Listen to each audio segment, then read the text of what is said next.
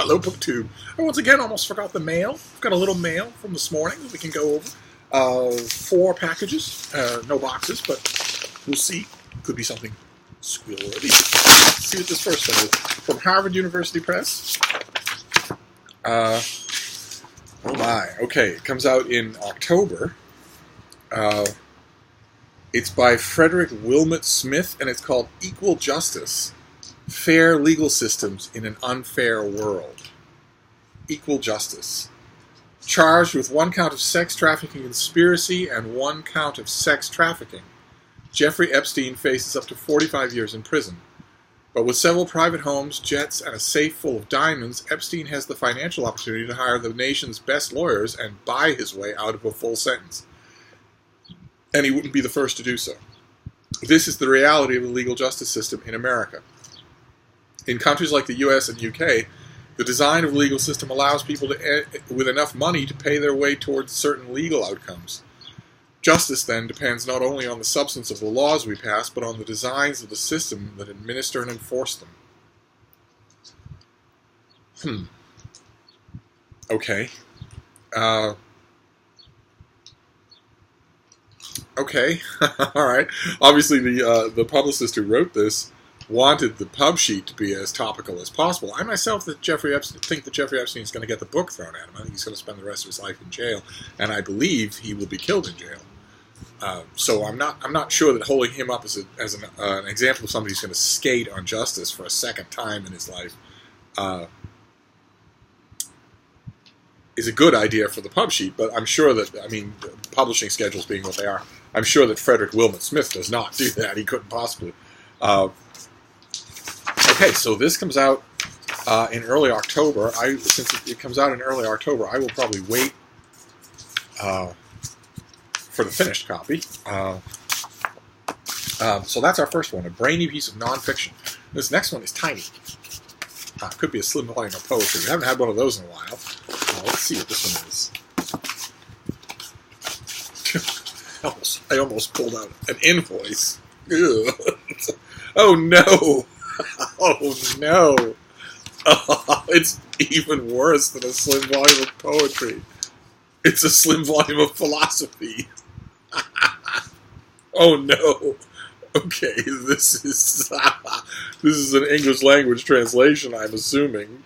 Yes, this is translated from the French by William Wood, who does a lot of translation work. This comes out at the very end of the year. In fact, it comes out on December 31st, 2019. And it's Self-Confidence, a Philosophy by Charles Pepin. What is the source of self-confidence? Are some people just born with it? Do we gain it through other people, or do we create it for ourselves? How might we draw closer to those who stand out and accomplish admirable things entirely thanks to their confidence in themselves? An erudite and accessible philosophical inquiry into these crucial questions, this book provides nuanced, refreshing insights into the strange alchemy that is self-confidence and offers practical advice on how to develop it.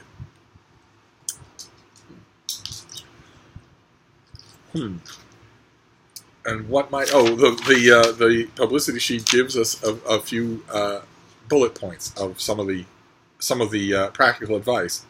One is to cultivate strong ties. Self-confidence is not purely an internal matter. It arises from our encounters with others. The author shows how confidence is relational, a product of the bonds we develop with our parents and trust placed in us by our teachers and mentors. It's never too late to form the kinds of relationships that allow us to believe in ourselves. How absolutely noxious. Your belief in yourself comes from inside. It is not provided by others, or it's not real. Let's see if the second one is any better. Practice. How does competence turn into self-confidence? While acknowledging the need for time and practice, the author's view of practice pushes beyond mere repetition of actions and advocates a less compartmentalized conception of talent, one that celebrates the role of pleasure in doing and serves as an occasion for us to fully develop our true selves. Next bullet point is decide. You have to just decide to be self-confident. The author advocates for an existentialist approach to the art of decision-making, revealing how embracing our freedom to make decisions in the face of irresolvable uncertainty can teach us to trust ourselves. And the last of the bullet points here, thank God, because they're all just awful. I don't know if I could take more than one, is admire. Another key to building self-confidence is admiration for others. The author calls on us to embrace a fertile imagination, not the false admiration of jealousy, of jealous comparison or imitation. Choosing heroes, being deeply curious about other people who have become their true selves, can tell us something about the possibilities of our own idiosyncratic talents. How can it do that? How can... Okay, well, this comes out on the very last day of the year, which means that it is out of the running for my year-end list of good or bad, of the best or worst books, and everybody else's list as well. This is essentially a 2020 book. Why anybody would schedule a book for a December 31st release date is beyond me. I'm going to have to trust that in this case, I hate to do it because I love emailing with publicists. They're my favorite people to deal with in the book industry. But I'm going to have to trust that that pub sheet is entirely wrong. I'm going to have to hope that. I'm going to wait. I'll wait a while to read this. But every one of the observations about self-confidence in that pub sheet, and especially those bullet points, are entirely the reverse of true. So that's a bit dicey. I'm hoping that the book does better. Let's see. Then we have 2 more packages to go here. They're cardboard. Let's see what this... oh, we're not doing well, book 2. We're not doing well this time around. And this is going to take more than a great big biography of Kaiser Wilhelm to fix. Okay, this comes out in mid-August. I have already read it. This is the finished copy, so I will read it again. Okay, the pub sheet does not tell me anything about the book, but we can read about it on the book jacket itself. So this comes out in mid-August, and this is Gods with a Little G by Tupelo Houseman. And the description goes like this. Unsinkable and wrecked by grief, motherless and aimless in looking for connection, Helen Deadletter is a girl with a gift she doesn't want to use and a pack of friends who are all just helping each other get by. So cut off from the rest of the world that even the internet is blocked, never mind traffic in and out. Rosary, California. Her name is Deadletter, and the town's name is Rosary. Just so those of you in the back seats can keep up with literary fiction. Is run by evangelicals, but was named by Catholics. It's a town on very formal relations with its neighbors, one that boasts an oil refinery as well as a fairly sizable population of teenagers. For Helen and her gang of misfits, the tire yard, sex, and beer help pass the days until they turn 18 and leave town. Her best friends, Wynn and Rainbow Lean, late arrivals to Rosary, are particularly keen to depart. Rain because she's finally able to get the hormones she needs to become herself. Watching over them is Aunt Bev, an outcast like the kids who runs the barely tolerated psychic encounter shop and tries to keep Helen connected to her own psychic talents, a gift passed down from her mother. Tensions are building, though, in every way. Threats against the psychic encounter shop become serious actions. One of the kids gets in trouble, then another, and Helen can see some things before they happen, but somehow can't see the most important things happening right in front of her. I was curious about this, and I read it shortly after I got the advance copy, and it stinks with a capital S. It's just god-awful in its conception, in its execution, in what passes for its characterization. So we're not doing well for this mail-out. I know a finished copy of a novel that I hated, that I'm going to reread. I will do it. I will do it. You know, you have to. I will read. You don't have to. Plenty of reviewers don't read books twice, but I have the time and the luxury to read it twice. So I will read it again, just in case. Just in case, maybe I read it riding a bad batch of spinach or whatever. I don't think so. I read it with a careful eye, and I thought it was absolutely horrible, preachy, idiotic, lazy. Just right, we've got this last one. We've got this last package to go through in what is obviously a lackluster mailbag. So we'll see if this can turn things around, although without the aforementioned Kaiser Wilhelm, I don't see how anything could. So shows you what I know. Oh, it shows you what I know. We have 2 romances. All right, okay. All right. The first one is by Caitlin Cruz, and it is called Cold Heart, Warm Cowboy. That is the cover. I don't know how well you can make that out, but he looks a little tired and a little sick. He looks a little tired and a little sick. I don't know. I don't know if he's up for romance. He might not be. He might not be up to romance. He might need to rest for a bit. So what is this? What is this book? We have 2 romances to finish out this. We pulled this thing out in a tailspin. Wonderful. All right, so this comes out in late July. Cold Heart, Warm Cowboy comes out in late July. And it's a Cold River book. The Cold River Ranch. I wonder how many of those there have been. I don't remember this at all. Well, the author's only written one other book, A True Cowboy for Christmas. So she's apparently setting her romances in Cold River Ranch, but I don't think she's written many of them. Let's see here. So, readers who fell in love with Gray, the first Everett cowboy in A True Cowboy Christmas, will be eager to dive into his younger brother's story. That is a very familiar gimmick with series romances, is that everybody has to have a romance story. So you create a family that has 8 brothers, and you've got 8 novels. Let's see here. Ty Everett ran off to the rodeo when he turned 18, and he's been riding bulls ever since. Well, no wonder he looks a wreck. Until his last fall causes partial amnesia, and he must return to Cold River Ranch to figure out what comes next. But how can he pick his next move when he can't remember how he got here in the first place, much less the beautiful woman who appears at the ranch, claims to know him, and warms his cold heart for the first time since he woke up in the hospital? Rodeo queen Hannah Monroe gave up her crown for Ty Everett and her innocence. What she wants from Ty now is a divorce, but Ty can't remember her, or their secret wedding, or even the son she never meant to hide from him. And Hannah is torn. How can she leave a man she can't forget and still loves despite herself? And even if she's willing to start over, what will happen when the truth comes out? Okay.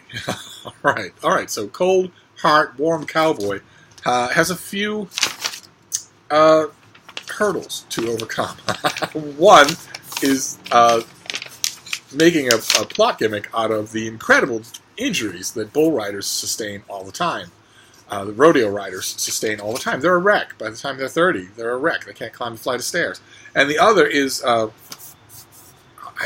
a big fan of romances, of course, and I don't hold them to any high level of originality, but amnesia? Amnesia? Let's look at the second romance that we got and see if that's any better. And it's an author that I love, so and it's also historical, so it probably has all the... Oh, I've got a sheet for this as well. This is by Anna Bennett, who I really like, and this is a debutante's diary novel, and it's The Duke is But a Dream. She looks a little dreamy, doesn't she? What have we got here? Let's see here. This is... I remember... What was the other debutante diary thing that I really liked? There was a debutante diary novel that I really enjoyed. The first Earl I See Tonight. I really enjoyed. I think that might have been the first book in the series. Let's see here. Miss Lily Hartley is an anonymous mastermind behind the Tongue's latest obsession, The Debutante's Revenge, a tell-all advice column for young ladies. To keep her identity hidden, Lily delivers her columns disguised as a boy, which is well and good until she lands in the middle of a tavern brawl. As luck would have it, a devastatingly handsome Duke sweeps in to rescue her. That is lucky. And he has no idea who she is. Eric Nash, the Duke of Stonebridge, discovers there's a beautiful woman hiding beneath a lad's cap, and before long he's falling for the delightfully clever stranger recuperating in his house. He vows to help her find her home, even though he's reluctant to part with her. There's only one problem. Neither does she.